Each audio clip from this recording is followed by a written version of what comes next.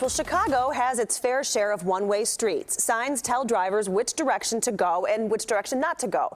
The trouble is, we discovered a disturbing trend. Some of those signs fail and provide little help. Or worse, they give potentially dangerous guidance. LED signs, they're bright and bold and great when they work. But when those little lights that make up a sign fail, watch out. What do you think that means? It's a good question. From Fulton Market to the South Loop to Bridgeport, we found many of these no right turn or no left turn signs not working properly. How do you know that's a no turning sign? You don't know. No? No. What would you think that was if you came up on it? It's just a circle. At some intersections like Taylor and Clinton, do not enter signs supplement the no left turn sign. But here along one-way Wentworth, this no left turn sign is virtually worthless to drivers, and there's no other sign here telling them what to do. The greatest concentration of bad signs we found along Lake Street, just west of the Loop. Kind of confusing, right? That is not a traffic symbol.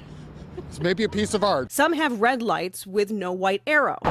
Some are partially burned out of both colors, and this one appears to be telling drivers to turn right, even though it's a one-way street going the opposite direction. Yeah, and that could cause an accident, I would think. Yeah, it should probably be fixed. Could be a power issue. So how does it happen? We asked a high-ranking Chicago Department of Transportation official. A traffic signal outage can be caused by any number of reasons, from a power issue to an issue in the control box.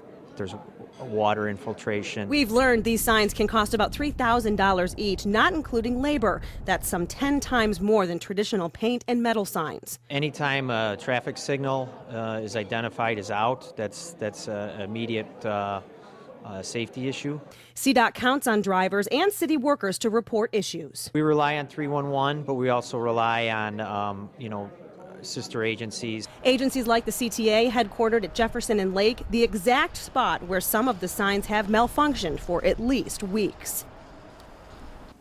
Now, we shot this story over the course of the past few weeks. Just yesterday, though, we discovered another sign on Lake Street that now appears to be directing drivers to turn right the wrong way down a one-way street. We did let the Department of Transportation know exactly where the sign in questions are located, and it promised to repair them as soon as possible. And this is another lesson, as we talked about before, that, you just have to call it in if you see it. And sometimes, and everybody's guilty of it, you got your earbuds in and you're, walking around, you're not really paying attention. And it's a quick, simple call to 311. And they're really great there. And it's about safety. It is about safety, yeah. Yep.